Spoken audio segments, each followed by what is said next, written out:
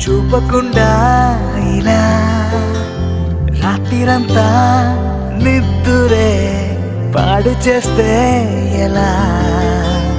నేరముంటే సూటిగా చెప్పకుండా ఇలా మేలుకుండా కలలతో